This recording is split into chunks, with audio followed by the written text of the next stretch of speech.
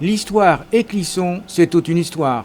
Qu'elle soit médiévale, qu'elle soit avec un parfum d'Italie, c'est aussi une histoire de blason avec Clisson Histoire et Patrimoine.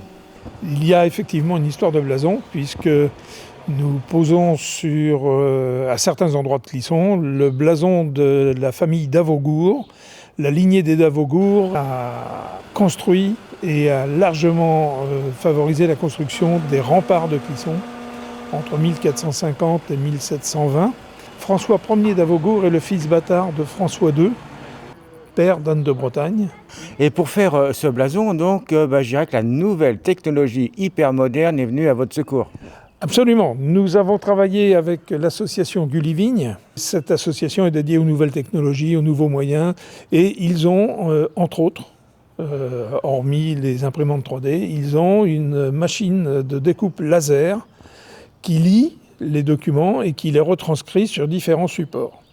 Et donc nous avons, à partir d'un blason de taille normale, de format A4, nous avons reproduit sur des panneaux en médium de 5 mm le dessin du blason.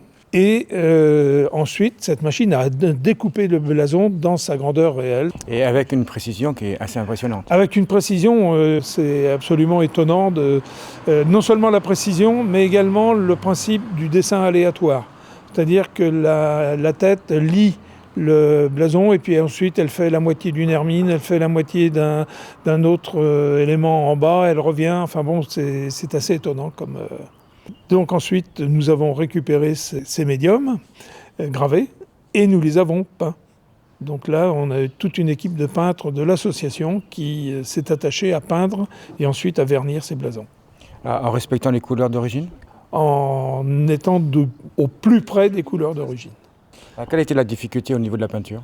La difficulté a été surtout la précision, de devoir... on a fait des tas de petites choses côte à côte. Puis après, ça a été surtout une question de temps. Avec une équipe vraiment dévouée ? Avec une équipe tout à fait dévouée, comme d'habitude. Et là, on a eu des peintres... aussi bien femmes qu'hommes, tout à fait dévoués à la cause et qui ont pris même du plaisir à le faire. Donc sinon, une fois fini, donc accroché à différents endroits de la ville ?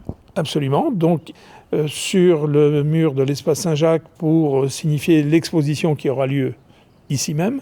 Un blason à l'entrée de la rue des Halles, tout près de ce qui reste de la porte Saint-Jacques. Un blason sera posé sur la porte sud ou porte Cabarot.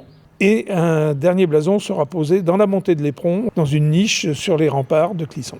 Et donc, en 2 mots, cette exposition, que va-t-on pouvoir y découvrir ? Nous allons vous présenter les remparts de Clisson tels qu'ils étaient ou qu'ils pouvaient être entre les années 1400 et 1720-1730, avant la destruction de la ville et la reconstruction de la ville.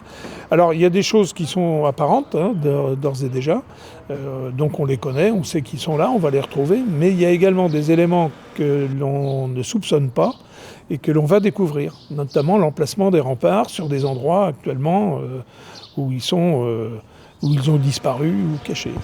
Vous êtes parti sur des documents existants ? Oui, absolument, et nous avons travaillé ensuite avec le cadastre de 1809, qui nous a donné la limite des remparts, qui nous a donné la situation des remparts.